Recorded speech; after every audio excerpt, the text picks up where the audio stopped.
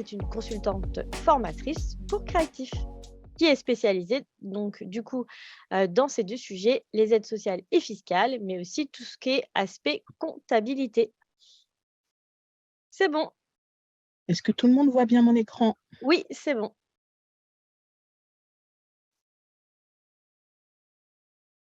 Tu peux commencer. Donc c'est parti. Donc bienvenue à cette conférence sur les aides sociales et fiscales pour créer, son entreprise. Hop, merci. On va passer à là. Donc je suis votre consultante formatrice Vanessa Confiac, hein. J'interviens pour Créactif, sur diverses formations. On en parlera un petit peu après. Hop, c'est parti. Et donc, au programme, nous allons voir tout ce qui est aide sociale, les aides financières, et les aides fiscales. Hop, pour à tous. Donc, on va commencer par les aides sociales. La première aide sociale que j'allais dire qui est existante depuis un certain nombre d'années, c'est le dispositif ACRE, qui permet d'exonérer, hein, de façon partielle les cotisations sociales du chef d'entreprise. Et donc, depuis 2020, hein, l'exonération ACRE est réservée aux créateurs et repreneurs qui répondent aux conditions fixées par la loi, c'est-à-dire être demandeur d'emploi ou avoir le contrôle, si on constitue une société, avoir le contrôle de sa société. Ou reprendre une entreprise en tant que salarié, on reprend sa propre entreprise. Et donc, pour les micro-entrepreneurs spécifiquement, il y a un formulaire ACRE à remplir et à adresser à l'antenne de l'URSSAF locale. Pour le reste des entreprises, si les conditions sont remplies, la demande ACRE est acceptée d'office. Voilà. Et donc, bien sûr, comment va fonctionner l'ACRE?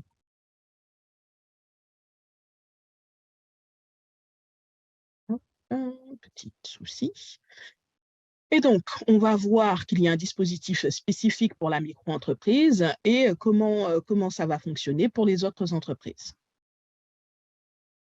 Donc, pour la micro-entreprise, l'exonération consiste en fait simplement à payer la moitié du taux de cotisation sociale. Et donc, en fonction de la nature d'activité, le taux de cotisation sociale varie.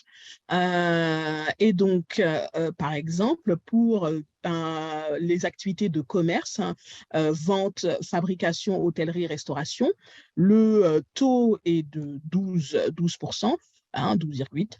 On va avoir 6,4%. Et donc, bien sûr, ce dispositif s'applique jusqu'à la fin du troisième trimestre civil suivant celui du début de l'activité. Donc ça, c'est pour la micro-entreprise. Pour les autres entreprises, les sociétés classiques et l'entreprise individuelle classique, on va avoir une exonération sur 12 mois à compter de la date d'immatriculation de l'entreprise. Et donc, l'exonération va être totale lorsque le revenu d'activité est inférieur à 3/4 du PAS. Donc, le PAS, c'est le plafond annuel de la sécurité sociale. Et donc, les 3/4 du PAS en 2023 correspondent à un montant de 32 994 € sur l'année. Et donc, l'exonération va être totale lorsque le revenu d'activité est inférieur à 32 994 €. L'exonération va être dégressive lorsque le revenu d'activité est supérieur aux 3/4 du PAS, mais inférieur à une fois le PAS. Donc, c'est-à-dire compris entre un revenu d'activité compris entre 32 994 et 43 992 €. Et enfin, l'exonération va être nulle lorsque le revenu d'activité va être supérieur à une fois le PASS, c'est-à-dire on a un revenu d'activité supérieur à 43 992 €.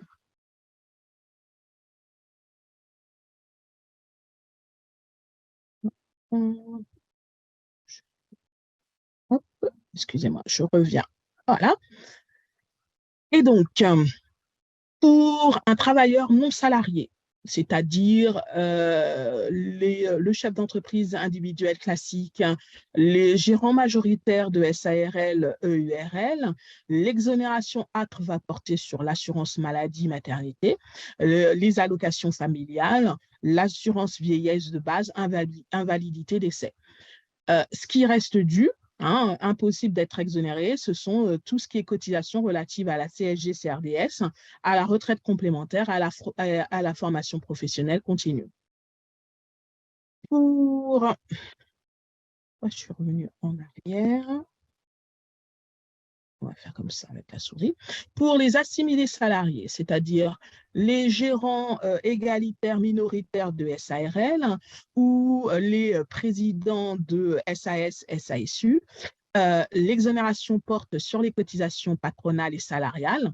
Cela va concerner tout ce qui est assurance maladie, maternité, les allocations familiales, l'assurance vieillesse de base, invalidité, décès, restant dû tout ce qui est toujours cotisation relative à la CSG, CRDS, le risque d'accident du travail, la retraite complémentaire, le fonds d'aide national au logement. Et puis, bien sûr, la formation professionnelle continue et le versement au transport. Alors, je préfère effectivement dérouler les supports. Gardez bien vos questions. Il y a un petit temps de questions-réponses qui sera effectué à la fin de cette présentation. Donc, le deuxième dispositif d'aide, ce sont les aides du Pôle emploi. Et donc, le Pôle emploi peut aider le porteur de projet, le créateur ou la créatrice d'entreprise de deux manières. On a d'un côté la capitalisation, dite ARS, et de l'autre côté, le maintien partiel ou total des ARE. Attention, c'est au choix. Un créateur ne peut pas cumuler les deux aides. C'est soit on utilise la capitalisation, soit on utilise le maintien partiel ou total des ARE. Bien sûr, le créateur doit être demandeur d'emploi et doit bénéficier des allocations de retour à l'emploi. Donc, on va commencer par la première, la capitalisation, donc ARS. Donc, il y a des conditions impératives, avoir bien sûr créé ou repris une entreprise, bénéficier de l'ARE, l'allocation de retour à l'emploi, bénéficier, attention, de l'ACRE. Le fonctionnement de l'aide, le Pôle emploi va verser 45% des allocations restant dues aux créateurs à la date de début d'activité. Attention, pour les modalités de versement, ces 45% sont versés en deux fois. Donc, la moitié de 45% au début d'activité ou à la date d'ouverture des droits à l'ARE si l'activité est plus tardive. Le deuxième versement va être à l'issue de 6 mois après le premier versement. Il suffira de faire une demande écrite au Pôle emploi. Lorsque l'on utilise la capitalisation, donc l'ARS, attention, dès le premier versement, vous serez radié du Pôle emploi. Donc, n'oubliez pas, à l'issue des 6 mois, il faudra réécrire au Pôle emploi pour avoir la seconde moitié du versement. Pour le maintien, donc, l'autre possibilité, c'est le maintien partiel ou total des ARE.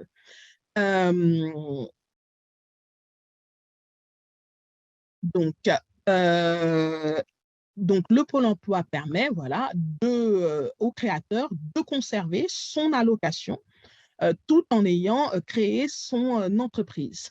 Et pour ça, cette allocation va être partiellement cumulable avec le revenu.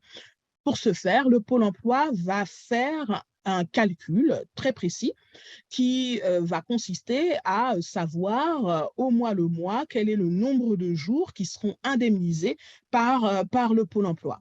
Donc, ce calcul, vous l'avez sous les yeux, hein, c'est l'ARE mensuel moins donc l'ARE brut mensuel moins la rémunération, 70% de la rémunération brute divisé par l'ARE journalière.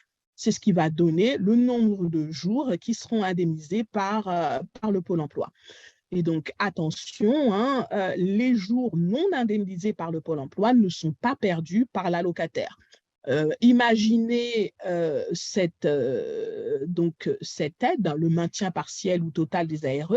Imaginez votre allocation chômage comme étant une enveloppe.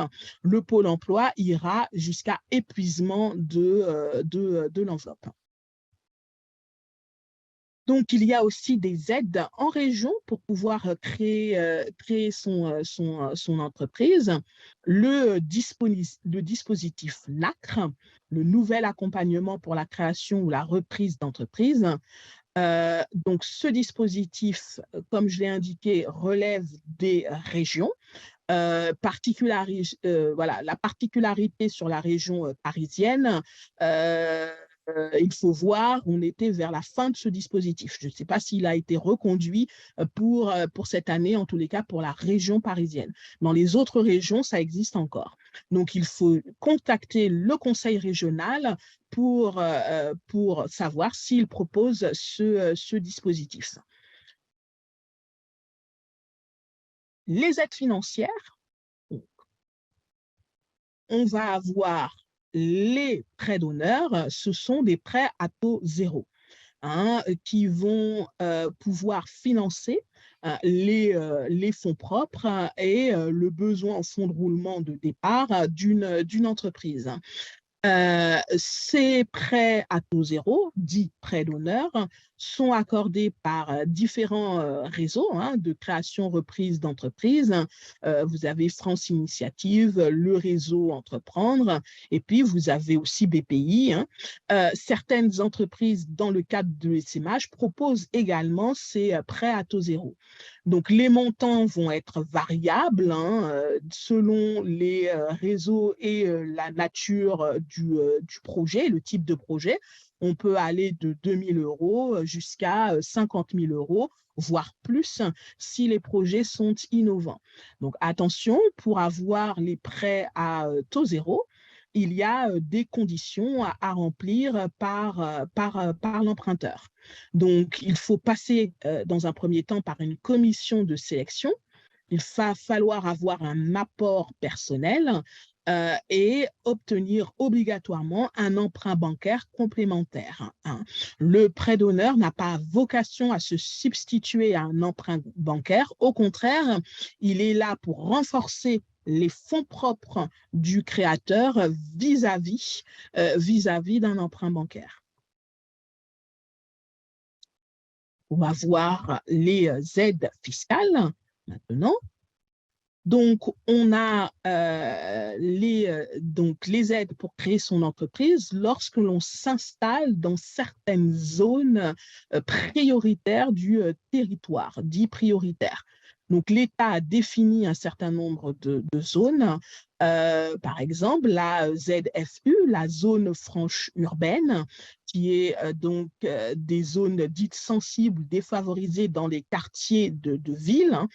Le bassin d'emploi à redynamiser, BER, les zones de revitalisation rurale pour effectivement les zones rurales, ZRD, hein, des zones de restructuration de la défense, les anciennes bases militaires qui ne sont plus occupées, et puis certains quartiers prioritaires de la ville. Et donc, lorsqu'une entreprise s'implante dans la zone concernée, peu importe le statut juridique et le régime fiscal, cette entreprise va bénéficier d'un certain nombre d'avantages fiscaux. Par exemple, une exonération de l'impôt sur les sociétés ou l'impôt sur le revenu. Une exonération de la cotisation foncière des entreprises, qui est l'impôt local que payent les entreprises, l'équivalent de la taxe foncière pour le particulier. Mais donc, c'est pour les entreprises. Et puis, si l'entreprise embauche des salariés qui habitent la zone, dans ces cas-là, il y aura une exonération de cotisation sociale des salariés. Donc, il faut faire attention, hein, les dispositifs fiscaux peuvent être modifiés d'une année sur l'autre, voire ne pas être reconduits. Pour ça, je vous invite à consulter le site du service public, hein, pour voir l'étendue des avantages et quelles zones sont concernées. Autre aide fiscale pour pouvoir créer son entreprise, on a des mesures qui visent les dirigeants et associés qui créent justement des sociétés. Ça va consister en une réduction d'impôt sur le revenu pour les souscriptions au capital d'une PME, pour les sociétés qui exercent une activité industrielle, commerciale, artisanale, libérale ou agricole. Donc, il y a des conditions, hein, bien sûr. Il faut que l'entreprise, la société créée ait moins de 5 ans et il faut au moins employer deux salariés, un seul pour une entreprise artisanale, à la clôture de l'exercice suivant la souscription qui a ouvert droit à la réduction d'impôt. Donc, en gros, en termes, il faut employer pour le reste, pour toutes les entreprises, excepté les entreprises artisanales, il faut employer au moins 2 salariés, j'allais dire, dans les 2 ans qui suivent la création de l'entreprise. Donc, comment ça fonctionne? Donc, cette réduction est accordée lors de la constitution ou l'augmentation de capital et va correspondre à 25% donc de réduction sur les versements effectués pour 2023. Avec une limite, hein, de plafond de versement, 50 000 € pour une personne seule, 100 000 € pour un couple. Je vais prendre un petit exemple. Imaginons, on a une créatrice qui fonde sa société et qui apporte 10 000 € en capital. Et donc, cette créatrice remplit les conditions, hein. Imaginons cette créatrice ouvre un restaurant, et donc il y a effectivement à la clé l'embauche des salariés. Elle a apporté 10 000 € de capital. Elle aura 2 500 € de réduction d'impôt sur le revenu. Et donc, imaginons que l'année suivante, cette créatrice doit payer 1 000 € d'impôts. Elle va utiliser cette réduction. Je rappelle qu'elle avait 2 500 € de réduction. Elle va utiliser cette réduction l'année suivante, elle ne paiera pas d'impôt. Et sur la réduction, il reste donc un crédit de 1 500 € à valoir sur les années suivantes. On va faire effectivement un petit jeu, hein, vous le connaissez, hein, à vos téléphones mobiles. Donc, Peu importe la nature de l'activité, hein, c'est valable pour toutes les sociétés.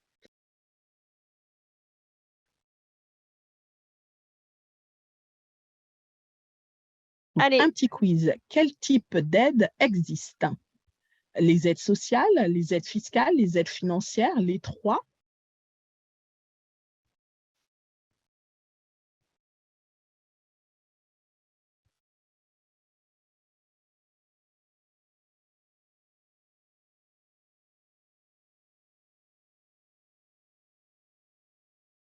Oui, les 3.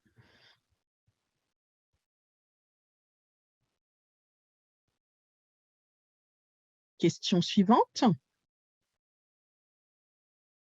Un vrai ou faux?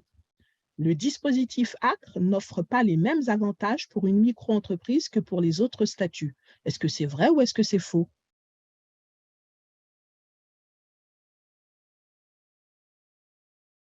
Là, c'était 10 secondes.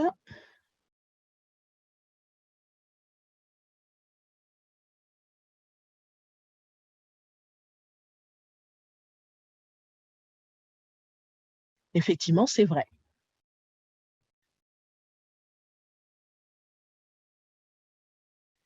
Question suivante, avant-dernière question. Un vrai ou faux? Les aides proposées par Pôle emploi sont cumulables, ARS plus maintien de l'ARE. Est-ce que c'est vrai ou est-ce que c'est faux?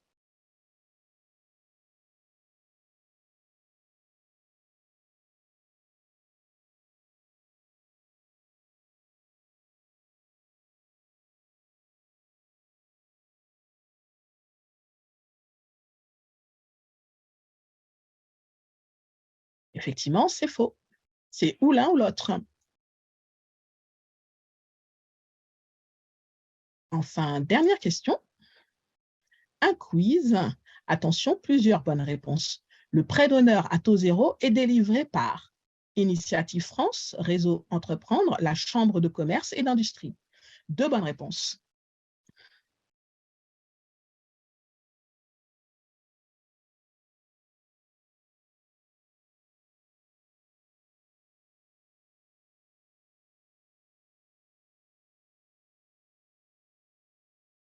Donc, France Initiative et Réseau Entreprendre. Oui, tout à fait. Et donc, sur le podium, nous avons en 3e position Claude, en 2e position Julien, et en tête, nous avons Marie. Bravo Marie. Donc, FV78 et Anna, finalistes 4e et 5e. Donc, merci d'avoir participé. Si je suis en arrêt la première année de création de mon entreprise, est-ce que je suis indemnisée? Alors, de quel arrêt s'agit-il? Un arrêt maladie?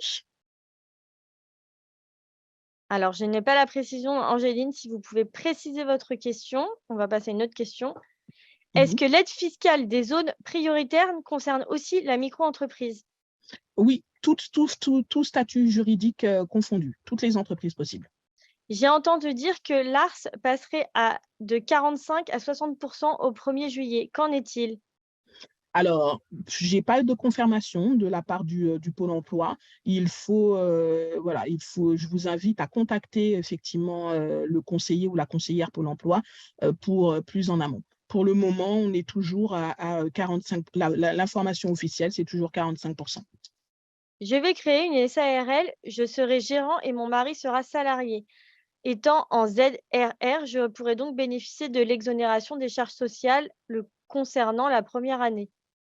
Non. Alors, étant donné que vous êtes un couple et que vous êtes mariés, on considère que c'est un seul foyer fiscal. Donc, du coup,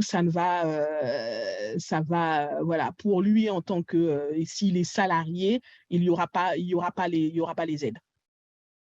Alors, pour la question d'Angéline, c'était pour un arrêt maladie. Donc, alors, on va reprendre la question, c'est si Et je si suis je en suis arrêt la en première. arrêt maladie la première année de création de mon entreprise, est-ce que je suis indemnisée? Alors, donc, de toute façon, ça fonctionne. Vous êtes en arrêt à ce moment-là. Une fois que l'arrêt est fini, puisque jusqu'à présent, c'est la sécurité sociale qui vous indemnise. Une fois que l'arrêt est fini, eh ben, vous reprenez au Pôle emploi de manière normale. Et oui, ça fonctionne. Euh, Alors, autre question. Bonjour, l'exo est-elle prise en compte même si l'activité ne démarre qu'en septembre ou il faut commencer en janvier? Alors, l'exonération, je pense que vous parlez de l'exonération ACRE, elle démarre à compter de la date de création de l'entreprise. Ce n'est pas basé sur l'année civile, mais à la date de création de l'entreprise. Je viens de me mettre en freelance pour faire un conseil SIRH, logiciel pour les RH. Je n'ai pas besoin d'argent pour démarrer mon activité, mais pour trouver des clients. Quelles aides je pourrais avoir? Alors, il n'y a pas, j'allais dire, des aides spécifiques en la matière, hein, pour trouver des clients. C'est peut-être s'inscrire sur des réseaux, approcher des apporteurs d'affaires ou autres, mais il n'y a pas d'aide spécifique pour trouver des clients. Les aides, c'est surtout pour financer l'entreprise, voilà, pour ou tout ce qui touche à l'installation de l'entreprise. Euh, alors, autre question, avons-nous le droit à une aide à l'accompagnement consulting pour notre entreprise? Donc, en accompagnement consulting pour son entreprise. Alors, la seule aide que je vois, c'est le dispositif NACRE en région, qui justement permet, qui a 3 volets, hein, un accompagnement avant la création d'entreprise, un prêt d'honneur jusqu'à un montant de 7 000 € de mémoire, et un accompagnement post-création d'entreprise jusqu'à 3 ans après la création d'entreprise. Mais À après, il faut donc s'adresser aux organismes habilités dans la région. Il faut donc contacter le conseil régional et voir quels sont les organismes habilités en région. À quel moment on peut demander l'ACRE? Seulement au début de l'activité et combien de temps dure-t-elle?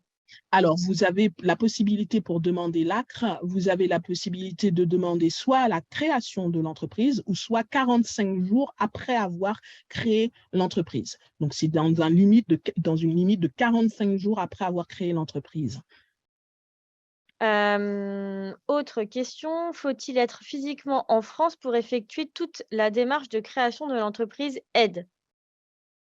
Alors, vous pouvez créer une entreprise à l'étranger, mais par contre, bénéficier bien sûr des aides françaises, il faut que l'entreprise soit implantée en France.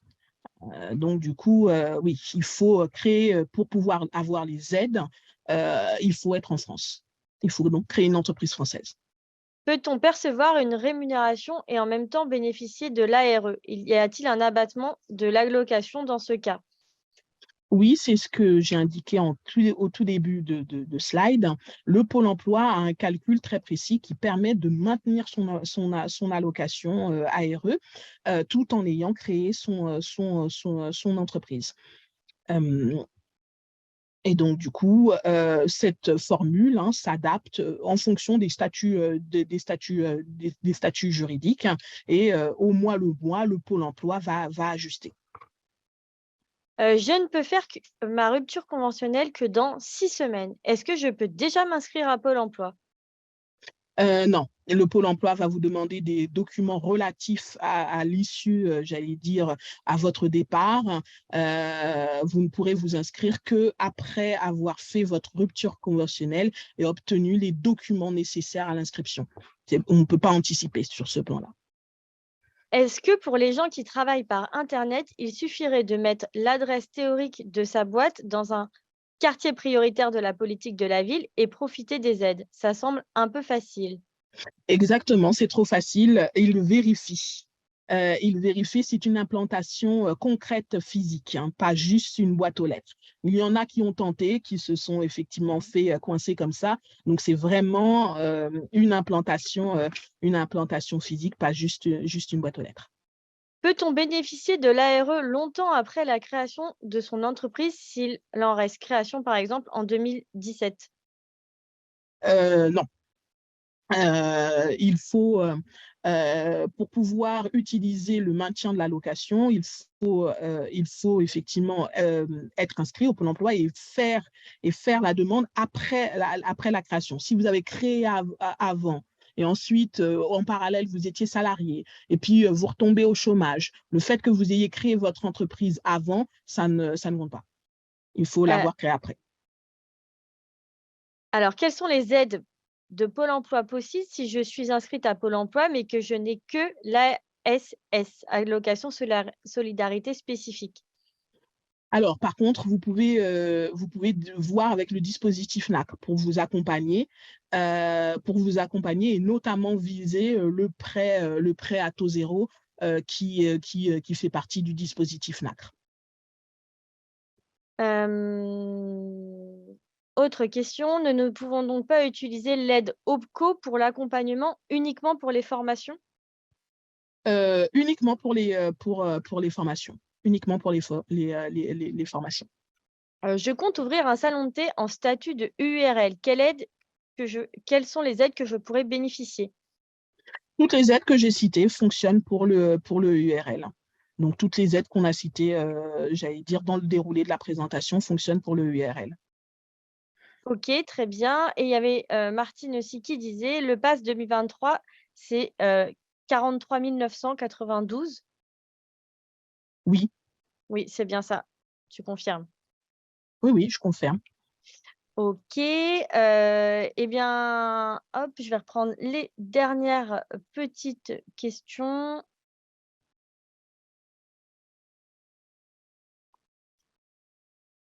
Hop, Sarah qui dit: «Il me semble que l'on conserve les aides de la CAF sauf que cela varie en fonction de l'activité de l'entreprise. Est-ce qu'ils en fournissent pour le statut d'entrepreneur?» Les aides donc de la CAF. Tout est une question de revenus pour la CAF. Donc, tant que votre entreprise ne dépasse pas et ne vous accorde pas les revenus qu'il faut, oui, vous pouvez conserver les aides de la caisse d'allocation familiale. En revanche, si l'entreprise vous procure un revenu qui fait que vous dépassez, hein, là, à ce moment-là, vous perdrez les aides de la CAF. Je vais créer une SARL, je serai gérant et mon mari sera salarié. Mais ça, on a déjà. Ah, là, c'est que la dame, elle n'était pas connectée. Étant en ZRR, je pourrais donc bénéficier de l'exonération des charges sociales concernant la première année. Est-ce que tu peux juste répéter ce que tu as dit? Donc, du coup, le fait est que votre mari et vous, vous êtes mariés, vous êtes un seul foyer, euh, donc vous êtes considéré comme majoritaire. Donc, c'est pas possible qu'il soit salarié, hein, déjà. Et donc, à ce titre-là, il n'y aura pas l'aide d'exonération de cotisation sociale. Est-ce que je cumule les trimestres retraite la première année, même si je ne cotise pas sur la première année de création d'entreprise? Alors, à condition que vous ayez en parallèle l'allocation de retour à l'emploi, oui, le fait d'avoir son ARE, hein, son allocation chômage, permet de continuer à cotiser au niveau de la retraite. En revanche, si vous n'avez aucun revenu, aucune allocation, aucun revenu, quoi que ce soit, eh ben là, non, vous ne cotisez pas, vous ne cotisez pas, et donc, voilà, vous ne pouvez pas cumuler des trimestres. OK, eh bien, merci beaucoup Vanessa. Nous avons fait le tour des questions-réponses.